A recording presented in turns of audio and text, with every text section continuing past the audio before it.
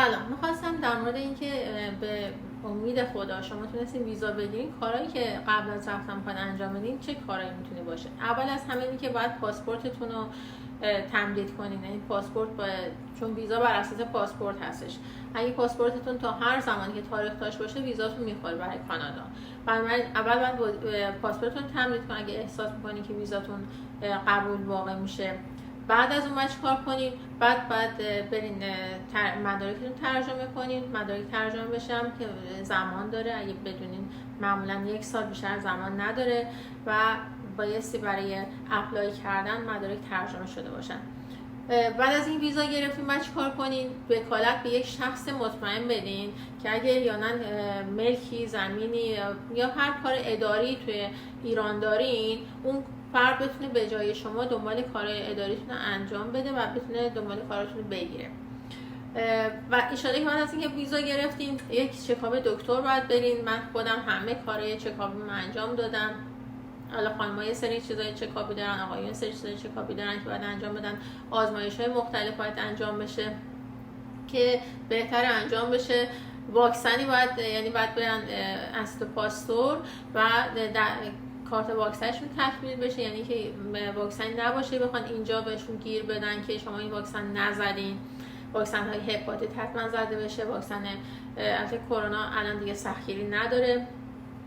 غیر از این دندون پزشکی که چون اینجا میدونین هزینه‌اش خیلی بالاست، بنابراین باید کارهای دندون پزشکیتون رو در ایران انجام بدین که دیگه نیاز نباشه اینجا بخواین انجام بدین. از نظر من این هستش که بیشتر وقت بگذارید با اطرافیانتون که دلتنگ نشین. بعداً خیلی مهمه که اون زمانایی که اونجا هستین استفاده کنین، از وجودشون استفاده کنین، از وجود اطرافیان و باشون سرتون گرم کنین، وقت بگذرونین. هرچند زیاد هم نباید به صحبتشون گوش بدهشون.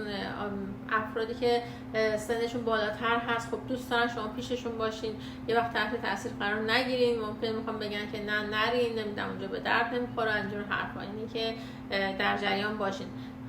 در این حال که شما دارین با افراد بزرگتر و افراد خانواده و فامیل وقت میگذرونین، از وجودشون استفاده میکنین، اما تحت تاثیر صحبت رو قرار نگیرین. اصلا اگه من باشم که خودم همین کاری کردم، به هیچ کس نگفتم جز اطرافیان نزدیکم که خب میتونستم بایستی بهشون بگم و به بیمارام گفتم، برای اینکه میخواستم زودتر کارشون انجام بدم و بتونم کارشون تکمیل بشه تا یه حد زیادی و بتونم به راحت‌تر، با وجدان راحت‌تر، با آسایش فکری راحت‌تر بتونم بیام.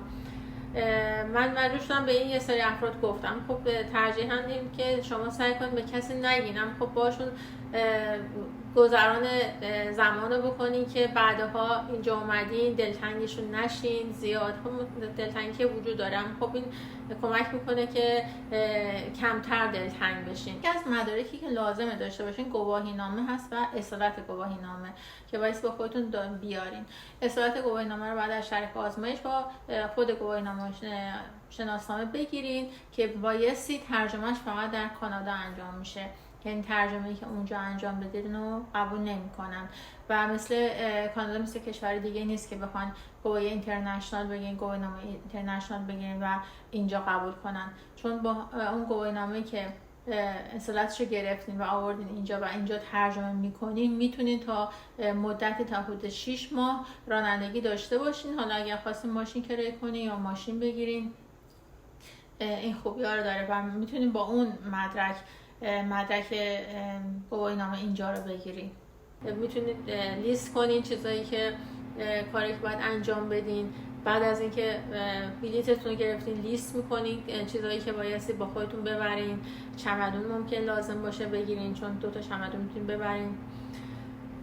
کلا امیدوارم که همتون بتونین اگه دوست داشته باشین ویزا بشین و بتونین کاراتون رو درست انجام بدین، کار تقریبا تکمیل بشه، بعد بتونین بیان.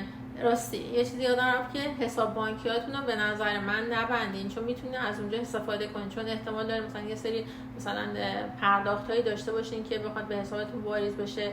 میتونین استفاده کنین، حتی تا همین کانادا میتونین از حساب بانکیاتون با یه سری تمهیداتی استفاده کنین.